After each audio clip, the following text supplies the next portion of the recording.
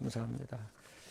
우리 자리에 다 함께 일어나셔서 오늘 말씀은 예배소서 다 함께 일어나셔서 예배소서 6장 10절에서 13절 말씀을 우리 목소리를 맞춰서 같이 읽도록 하겠습니다.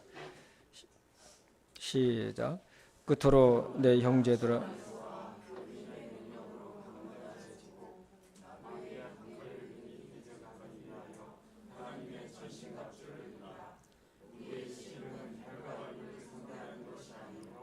정사들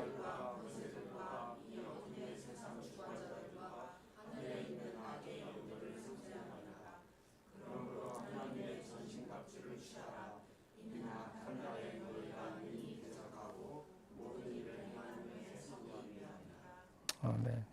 우리 다 함께 기도하겠습니다. 살아계신 하나님 아버지, 참 오늘도 저희들에게 참 아름답고 복된 주일을 허락해 주시고 구원받은 당신의 자녀들이 주님의 몸된 교회에 함께 모여서 하나님을 예배할 수 있게 해주신 것 진심으로 감사합니다.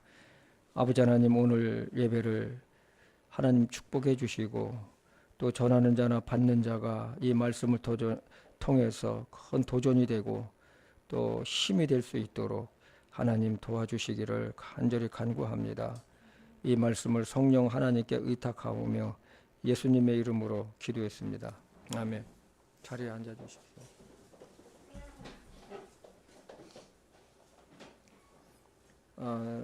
이번 주하고 다음 주는 우리 김석수 목사님이 설교를 하지 않고 제가 하겠습니다. 왜냐하면 우리가 영적 싸움에 승리하기 위해서인데, 오늘 이 말씀은 지난번 우리 신학교 때 좀 제가 이렇게 했던 말씀을 좀 정리를 다시 좀 했습니다. 저는 1996년 말부터 하나님의 사역을 시작을 했습니다. 벌써 28년째가 되었습니다. 사역을 하면서 느끼는 것은 갈수록 사역 현장이 힘들어진다는 것이죠. 사역 현장이 힘들어진다는 것은 경제적인 어려움을 이야기하는 것이 아닙니다. 사람들의 마음의 상태가 하나님과 교회에 대해서 마음의 담을 높아지고 있기 때문입니다.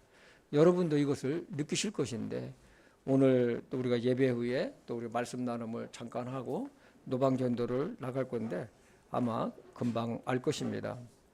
그러면 사람들이 변해서 그럴까요? 물론 그럴 수도 있습니다. 그러나 가장 근본적인 것은 마음들이 하나님에 대해서 완악해졌다는 것이죠. 하나님에 대해, 복음에 대해서 강해졌다는 것이죠. 우리나라가 이만큼 잘 살게 된 것을 돌이켜보면 정말로 복음이 왕성할 때였었습니다. 70년대부터 80년대, 90년대까지 한국교회의 부흥의 시대였고, 국가적으로도 경제 부흥의 시대였고, 많은 사람들이 복음을 들으면 거부하지 않은 그러한 시대였었습니다. 그런데 언제부터인지 정확하게 말할 수는 없지만 사람들의 마음이 굳어지기 시작했다는 것이죠. 복음을 거부하고 안티 기독교가 생겼습니다. 여기에는 여러 가지 요인들이 있습니다. 목사가 법의 심판을 받는 것이 뉴스에 나오고, 또 간음죄를 저지른 사건이 보도되기도 했습니다. 이런 자들은 예수님이 가롯 유대에게 말씀하셨듯이 태어나지 말았으면 더 좋았을 것이라는 말씀이 생각이 났습니다.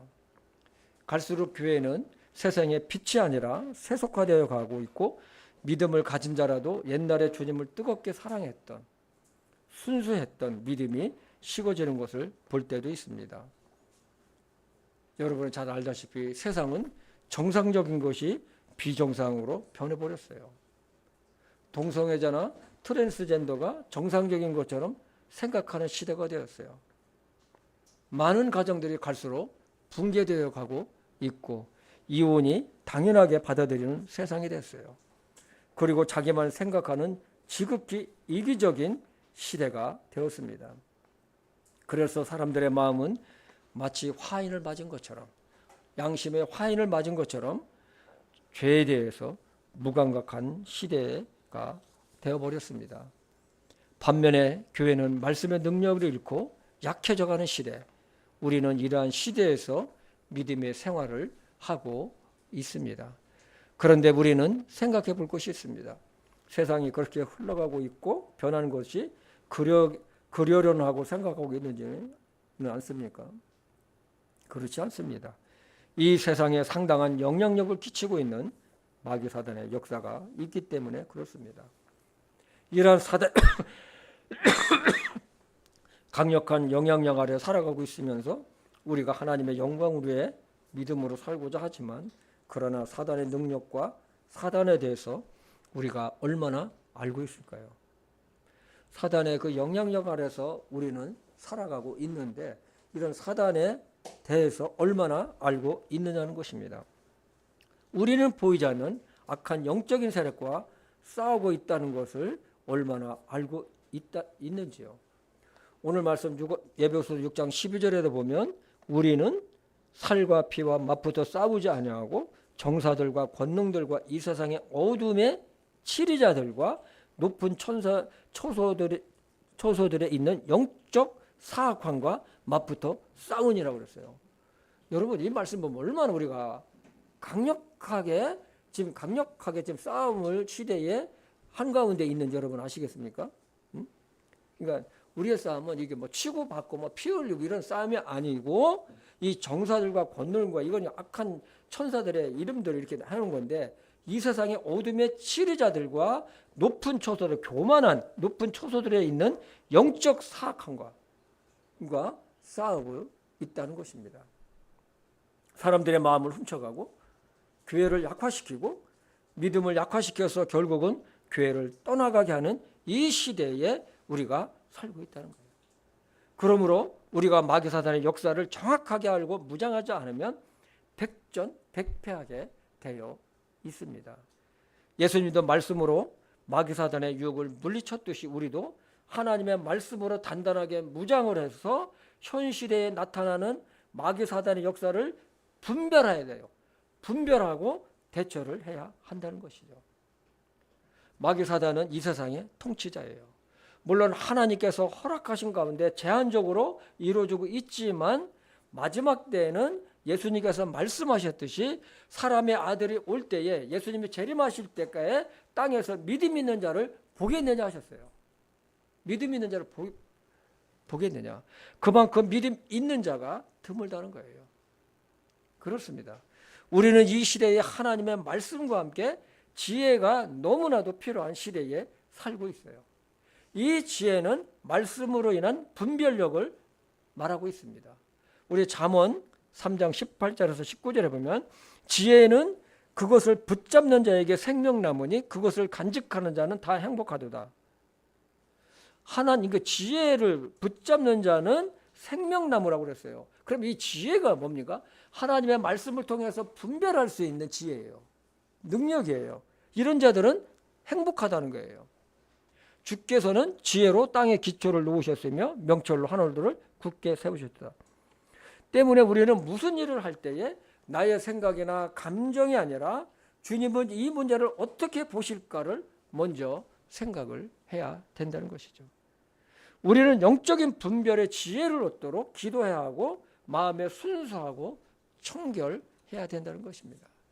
우리의 마음은 보면 어떻습니까? 상당히 어둠이 있는 것을 보게 됩니다. 그렇기 때문에 우리는 하나님 앞에서 우리는 겸손해야 된다는 것입니다. 겸손은 무엇입니까? 내 생각, 내 자아를 내려놓고 주님의 뜻을 찾고 주님의 뜻에, 하나님의 말씀에 굴복하는 거예요. 사람은 어떻습니까? 내 감정, 내 자아를 따라서 사람들이 생활을 합니다. 백전백패입니다.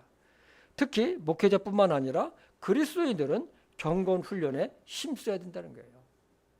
경건 훈련이 무엇일까요? 말씀을 흐르륵 읽는 것이 아니라 깊은 하나님의 말씀을 묵상하는 거예요.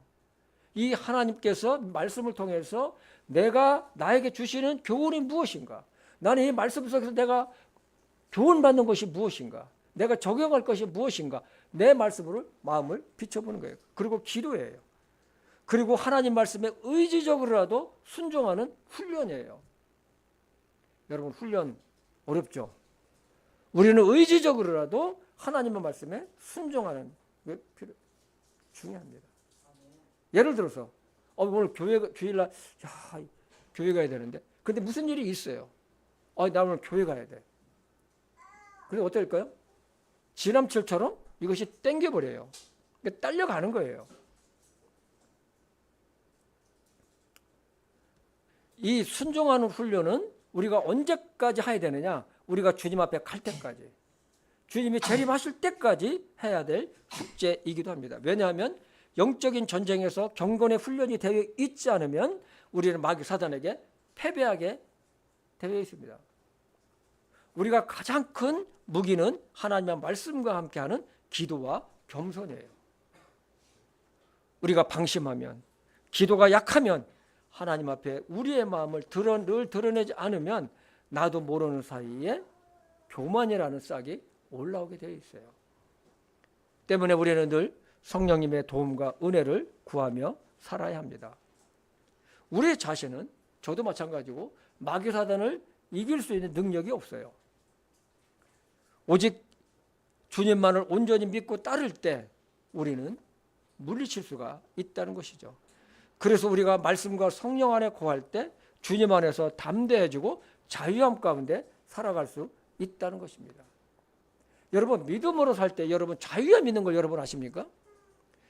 예수님을 믿고 교회 가는 것이 짐되는 사람들이 있어요. 안 가자니 이게 뭔가 마음에 이게 편치가 않아. 예? 가자니 이 부담이 돼. 결국은 뭡니까? 시간이 지나면서 그분은 하나님을 떠나게 되어 있어요. 교회를 떠나가게 되어 있다는 것이죠. 근데 이 사람들의 공통된 점이 있어요. 마귀 사단이 준 마음인데 뭐냐면, 너는 예수님을 믿고 있어. 나는 하나님을 믿어. 그런데 하나님을 믿으면서 아무것도 없어요. 아무것도 없어요. 그런데 속으로는 하나님을 믿고 있어. 이것이 뭡니까? 마귀 사단이 넣어준 이야기예요. 합리화시키는 거예요. 응? 여러분, 아무리 믿음이 좋은 사람도 넘어질 수 있어요. 그래서 고린도전서 10장 12절에 보면 뭐라고 했습니까? 선줄로 생각하는 자는 넘어질까 조심하라. 마귀 사단은요, 여러분, 에덴 동산에서 아담과 하와를 죄를 짓게 넘어뜨렸어요. 왕이 되기 전 그렇게 겸손했던 사울도 왕이 된 후에 어떻게 되었는지 우리는 잘 알고 있어요. 다윗도 넘어뜨려 버렸어요. 밧세바를 간음하게 했고 그 결과는 참혹했어요. 믿음의 거장인 엘리야도 모든 힘을 빼버렸어요. 얼마 전까지만 해도 갈멜산에서 850명이나 되는 이 우상 선지자들과 이 전투에서 승리를 하고도 도망해가지고 로뎀나무 밑에서 죽기를 갈구하는 엘리야. 사도 베드로는 자신의 칼로 예수님을 잡으러 온 대제사장의 종인 말구의 길을 잘라버렸어요. 예수님은 혈기를 부린 베드로를 책망하셨어요. 칼을 내 칼집에 꽂으라. 칼을 쓰는 자는 칼로 망하리라. 마귀사단은 사도 바울과 복음 사역에 함께했던 데마도 세상을 사랑하게 만들어서 사도 바울을 떠나 세상으로 보내버렸어요. 이처럼 하나님 중심적인 삶에서 벗어나면 누구든지 사단의 유혹에 쉽게 넘어가 버리고 패배한다는 것입니다. 그러므로 우리가 마귀 사단의 정체를 알고 대처하는 가장 중요한 것은 뭐냐면, 우리는 하나님의 말씀 앞에서 겸손하게 되는 거예요. 겸손. 마귀는 사람을 교만하게 만들어요. 하나님이 아닌 내 중심으로 살게 만들어버려요. 내가 주인이다. 그러니까 하나님보다도 내가 더 앞서 있고 내가 더 높은 위치에 있고, 요일에는 애기방으로 갔으면 좋겠다. 여러분, 마름이라는 단어 아세요? 마름. 이 마름이 뭐냐면 지주의 토지를 대신 관리해 주는 사람을 일컬어요. 이 지주가 땅이 굉장히 많잖아요. 그런데 이것을 자기가 관리하기가 너무 힘들어요. 그러니까 마름이라는 사람을 써가지고 이 사람이 이 땅을 다 관리하게 하는데 이 마름이 소작농들을 구해요. 그 소작농들에게 이 땅을 갖다 분배를 해요. 당신은 이만큼, 당신은 이만큼, 이만큼. 그러니까 이 소작농이 아주 왕이에요. 아니, 마름의 왕이에요. 이 마름이 다 배정하고 받고 주인에게 또 하다 보니까 나중에 문제가 뭐냐면 이 마름이 지가 주인인 노릇해요. 그래서 소작농들은 이 주인보다도 마름을 더 무서워해. 왜냐하면 이 마름이 실권자잖아요. 배당을 하고 내년에 농사 짓는 거 이 마름이 그 사람한테 줄 수도 있고 안 줄 수도 있어요. 왜냐하면 주인이 나한테 모든 것을 갖다가 맡겼기 때문에. 근데 문제는 뭐냐면 이 마름이 교만해가지고 자기가 주인보다 더 높은 자리에 앉아버리는 거예요. 나중에 어떤 현상이 일어날까요? 이 마름은 잘려나가는 거예요. 잠언 29장 21절에 보면 자기 종을 아이 때부터 자상하게 키우는 자는 마침내 그를 자기 아들같이 되게 하리라. 쉽게 얘기하면 이 종을 어릴 때부터 자식처럼 잘 대해줬더니 이 종이 나중에는 그 집에 자기가 아들인 것처럼 여긴다는 거예요. 그 자기 위치를 모르고 교만해진 거예요. 교만해졌다는 거예요. 하나님은 사람을 창조하시고 생명과 자유 의지를 주셨어요. 그러나 사람은 자기가 주인인 것처럼 착각하고 살아가고 있다는 것입니다. 사람은 주인이 아니에요. 여러분 자신이 주인입니까? 아니에요. 하나님이 나의 주인이에요. 내가 주인인 거 사람들이 착각하니까 어떻습니까? 교만해질 수밖에 없는 거예요. 내 마음대로 할 수가 있다는 거예요. 하나님을 배제시키고. 그런데 여러분, 내가 할 수 있는 것이 무엇이 있습니까? 실제로 보면 뭐 이런 것들은 내가 할 수 있지만 결정적인 것들은 내 소관이 아니에요.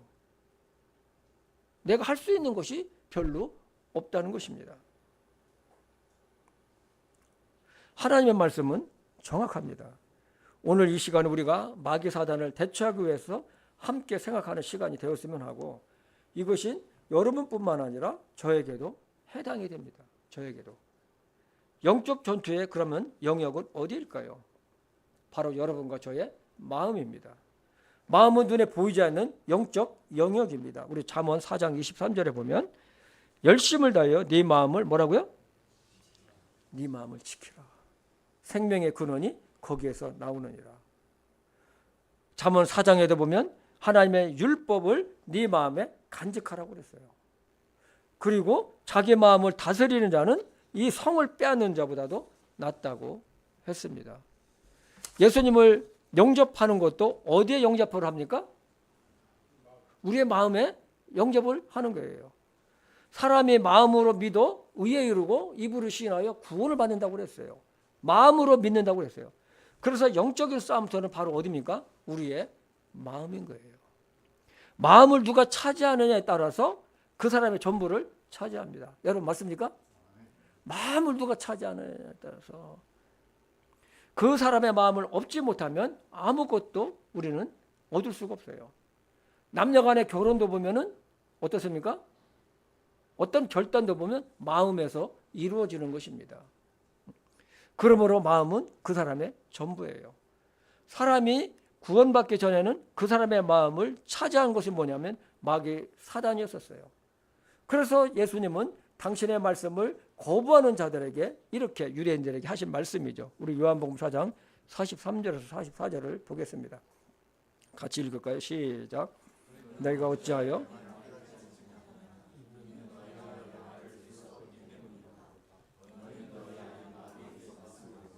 너희 아버지의 욕망들을 행하려 하느니라. 그는 처음부터 살인자요 자기 속에 진리가 없으므로 진리 안에 거하지 아니하고 거짓말을 할 때에 자기의 것으로 말하느니 이는 그가 거짓말장이요 거짓의 아비이기 때문이라. 믿지 않는 자들은 뭐라고 했습니까? 마귀의 자녀라는 거예요. 마귀에서 났다는 거예요. 그런데 우리가 이 복음을 듣고 예수님의 이 생명의 복음을 듣고 예수님을 마음에 영접해서 구원받은 자들을 뭐라고 합니까? 목자 대신 예수님께 돌아왔다 그래요. 그런데 예수님께서 우리를 뭐라고 표현하셨냐면 우리를 양이라고 그랬어요. 맞습니까? 너희는 양이다. 예수님은 우리의 목자다. 근데 여러분, 양이 강한 동물입니까? 약한 동물입니까? 아마 초식 동물 중에서 가장 약한 편에 들어가지 않을까? 조금만 여우한테도 잡혀 먹더라고요. 양이. 그런데 양의 특징이 있어요. 고집은 완전 고래 힘줄이에요. 왜 이렇게 강해? 안 바뀌어. 사람이 어떤가요? 연약한 존재인데도 불구하고 고집은 고래 힘줄이에요. 아주 세요. 교만한 건 어떻습니까? 내가 또 다들 잘났다고 그러잖아요. 우리가 구원받기 전에는 잃어버린 양이었지만 지금은 하나님께 돌아온 양이라고 그랬어요. 우리는 여기에서 아주 중요한 포인트가 있어요. 예수님께서 너희는 잃어버렸다가 돌아온 용사다, 황소다, 사자다 하지 않았어요. 양이라고 그랬어요. 연약한 존재라는 거예요. 우리는 연약한 존재 어떻습니까? 넘어질 수밖에 없고 공격받으면 이게 뭐야? 이게 뭐 피해를 입을 수밖에 없는 존재라는 거예요. 사람이 죄에서 구원받고 하나님의 자녀로 출생하게 되면 뭐라고 합니까? 영적 베이비가 되는 거예요. 베이비는 아무 능력이나 힘이 없어요. 모든 위험에 노출되어 있어요. 위험 분별력은 더더욱 없습니다. 아주 제로예요. 요즘 우리 제이가 셋째, 요즘에는 좀 괜찮은데 조금 몇 달, 한 두서너 달 전만 해도 뭐 막 걸어가다가 여러분 앞에 뭐가 있으면 피해야 되잖아요. 그냥 통과. 대담해. 그걸 피하지 않고 대담하게 그냥 돌격 앞으로 해. 그러다가 그냥 부딪혀서 막 울고 넘어지고.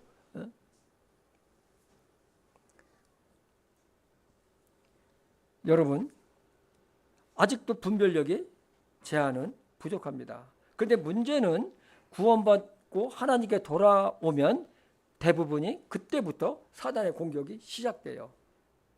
희한하죠? 예수님을 믿기 전에는 아무렇지도 않았었어요. 아무렇지도 않았었어요. 이것은 뭐냐면 예수님을 영접한다는 것은 마음에 생명의 빛이 들어왔다는 것이죠. 이 생명의 빛이 마음을 비춰줍니다. 옛날에는 믿기 전에는 내가 술집을 가도 너무나 담대해 있어요. 괜찮았어요. 술 마셔도 아무런 거리낌이 없었어요. 뭐 슬쩍슬쩍 거짓말해도 그럼 나를 위해서 이거 괜찮아. 양심에 전혀 요동함이 없었어요. 다른 사람을 이렇게 아프게 하는 것도 저 사람이 그렇게 했으니까 내가 그렇게 한 것이지. 그거 당연한 거야. 근데 어떻습니까? 내가 예수님을 영접하고 구원받고 나서 보니까 그렇게 하게 되면 어때요? 이 죄책감이라는 것이 있어요. 성령님께서 이것을 갖다가 비춰주는 거예요. 그런데 여기서 우리가 먼저 알 것이 있습니다. 그것은 뭐냐면 우리의 마음에는 마귀사단의 처소가 있다는 것이에요. 마귀사단의 처소가 있다는 거예요. 어딜까요? 우리 마음속에 영적인 어두움이 있는 곳입니다. 유다서 6절에도 보면 자기들의 처음 신분을 지키지 아니하고 자기들의 처소를 떠난 천사들을 곧 큰 날의 심판 때까지 영전하는 사슬에 묶고 어둠 밑에 예비해 두셨다고 했는데 어둠이 있다는 거예요. 어둠. 영적인 어둠. 마귀사단의 영역은 어둠이에요. 이 어둠은 영적 어둠인데 이 영적 어둠은 하나님의 빛이 비치지 않는 곳이에요. 그래서 우리가 구원받았을 때에 뭐로 갔습니까? 예수님께서 우리를 어둠의 권능에서 우리를 건져냈다 그래요. 어디에서요? 어둠의 권능에서. 우리 골로새서 1장 13절을 봅시다. 그분께서 예수님께서 우리를 어둠의 권능에서 건져내사 자신의 사랑하는 아들의 왕국으로 옮기셨다 그래요. 그러니까 우리가 구원받기 전에는 어떤 세력아래에 있었습니까? 어둠의 권능 아래, 마귀 사단의 아래에 우리가 있었다고 예수님은 말씀을 하고 있습니다. 그렇기 때문에 하나님의 빛이 없는 곳이 마귀 사단의 영역이라는 것입니다. 우리 마음에는 어둠의 영역이 있어요. 여러분, 구원받았다고 100% 우리 마음이 환하게 예수님의 빛이 가득합니까? 아니에요. 예수님을 영접해서 예수님의 빛이 우리 안에 들어왔지만 아직도 우리 마음속에는 어둠의 영역이 있다는 것이죠. 이 어둠의 영역이 마귀 사단의 처소가 돼버려요. 그곳에서 활동을 해요. 여러분, 사도 바울도 자기 마음의 안에 죄가 있다고 했습니다. 우리 로마서 7장 19절에서 21절을 보겠습니다. 이는 내가 같이 읽어볼까요? 시작. 이는 내가 원하는 선은 내가 행하지 아니하고 도리어 내가 원치 아니하는 악을 곧 그것을 내가 행하기 때문이라. 이제 내가 원치 아니하는 그것을 내가 행하면 그것을 행하는 자가 더 이상 내가 아니요 내 안에 거하는 죄니라. 그런즉 내가 한 법을 발견하노니 곧 내가 선을 행하기 원할 때에 악이 나와 함께 있는 것이라. 사도 바울은 자기 안에 어둠의 영역이 있지만 그것이 무엇인지를 알았어요. 근데 이게 굉장히 중요해요. 이게 너무 중요해요. 어둠의 영역이 있다는 것. 그래서 23절에 보면은 뭐라고 했냐면 사도 바울은 이렇게 고백해요. 내 지체들 안에서 다른 법이 내 생각의 법과, 그러니까 개역성경에는 마음의 법이라고 되어 있어요. 내 마음의 법과 싸워서 내 지체들 안에 있는 죄의 법에게로 나를 사로잡아가는 보는 거다. 그러니까 사도 바울 자기 안에 다른 법이 있고 생각의 법, 마음의 법이 있다고 그랬어요. 근데 이게 서로 싸운대요. 사도 바울은 다른 법이 자기 생각의 법을 죄의 법에로 사로잡아서 죄의 법에로 자기를 끌고 간다는 거예요. 죄를 짓게 하고 죄책감을 짓게 만들어 버린다는 것입니다. 그러면 사도 바울이 말하는 생각의 법이 무엇일까요? 생각의 법.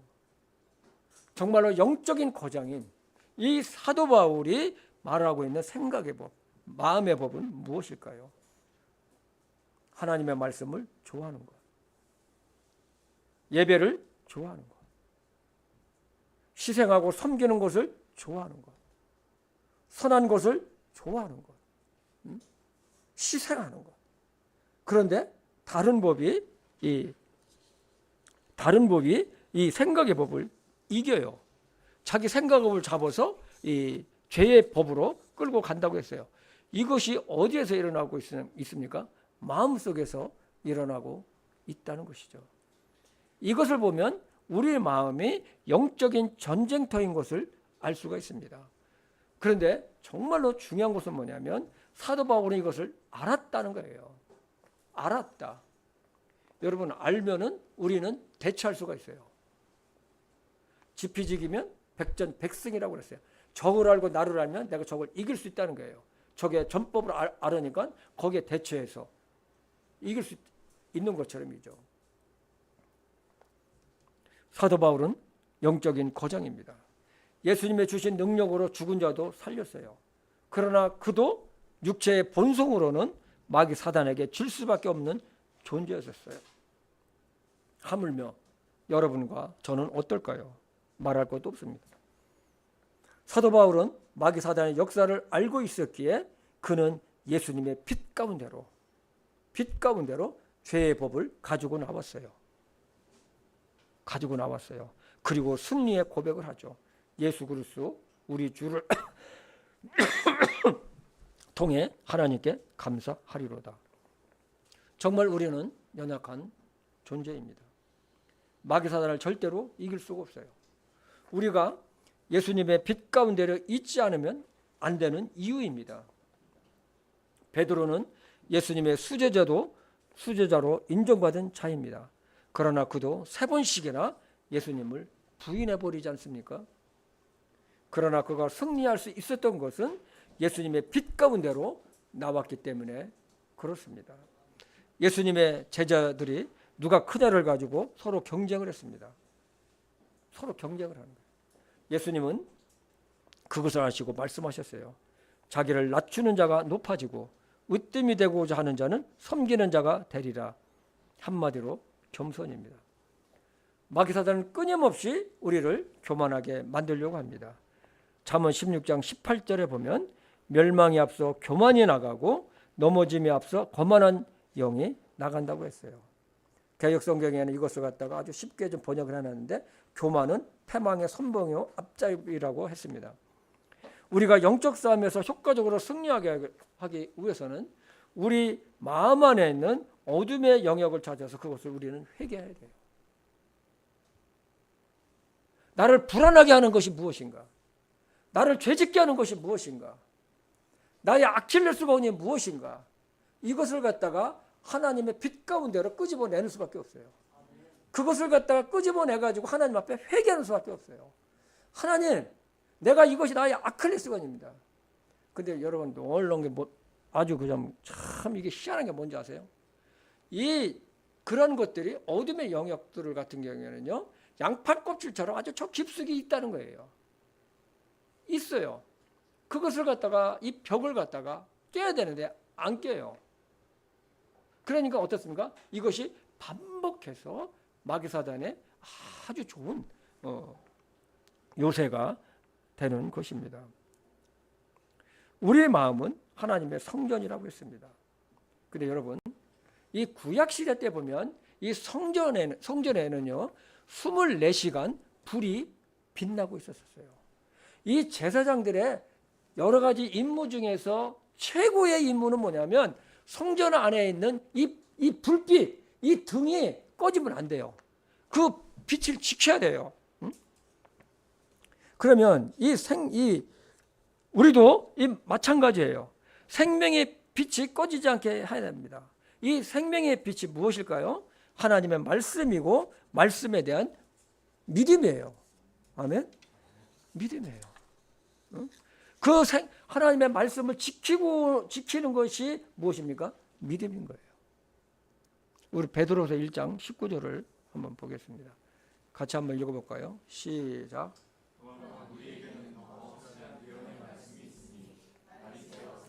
너희 마음속에 떠오를 때까지 너희가 어두운 곳에서 비치는 빛을 대하듯 이 말씀에 주의를 기울이는 것이 잘하는 것이라.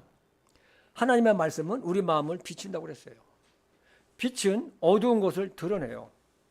어둠은 모든 것을 감추죠. 보이지 않게 해요. 빛은 바르는 것과 바르지 못한 것을 구별하게 합니다. 빛은 넘어지지 않게 하지만 어둠은 넘어지게 합니다. 때문에 우리는 하나님의 말씀의 빛으로 내 마음을 비추어서 죄를 발견하면 다른 거 없어요. 겸손하게 하나님 앞에 드러내고 회개해야 됩니다. 이것이 마귀사단의 역사를 허무는 것이고 승리하는 비결입니다. 마귀사단을 대적하는 최고의 방안은 하나님 앞에서 정직한 마음을 유지하는 거예요. 뭐라고요? 정직한 마음, 솔직 고백하는 마음이라는 것입니다. 다윗이 고백한 것처럼 날마다 정직한 영을 새롭게 해달라고 기도를 우리는 해야 됩니다. 시편 51편 10절입니다. 같이 읽어볼까요? 시작. 오 하나님이여, 내 안에 깨끗한 마음을 창조하시고 내 속에 올바른 영을 새롭게 하소서. 오 하나님이여, 내 안에 깨끗한 마음을 창조하시고 내 속에 올바른 영을, 정직한 영을 새롭게 하소서. 우리 안에는 두 변호사가 있어요. 두 변호사가 있는데 죄를 두둔하고 합리화시키는, 그래서 회개를 막는 악한 변호사가 있고, 죄를 지적하고 책망해서 죄를 회개하게 해서 하나님과 화목하게 하는 성령님이 계십니다. 우리가 영적 싸움에서 이기기 위해서는 우리의 본능을 예수님 앞에 늘 드러내야 된다는 것이죠. 드러내면 죄의 본성이 얼마나 더럽고 추한지 보입니다. 여러분, 이게 있죠. 내가 저 사람 되게 미워해요. 응? 용서가 안 되는 거예요. 너무 미우니까. 응? 나는 그 사람을 계속 미워하고 싶어요. 내 본성은. 왜? 하는 행동이나 생각하는 거 보면 너무 미우니까. 그 용서가 안 되는 거예요. 근데 여러분, 내가 미움을 가지고 있으면 내 마음이 어떻습니까? 이거 참 힘든 거예요. 근데 저 사람이 바뀌냐? 안 바뀌어. 미워하는 나만 손해야. 내가 그것을 갖다가 빛 가운데로 우리는 끄집어 내야 됩니다. 하나님께 저 사람을 맡기는 거예요. 응? 미워하지 말고 사랑하는 마음을 좀 달라고.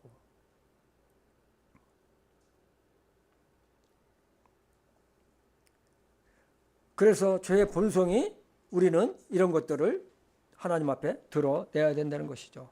야고보서 4장 6절에 보면 하나님은 교만한 자를 물리치시고 겸손한 자에게 은혜를 베푸신다고 그랬어요.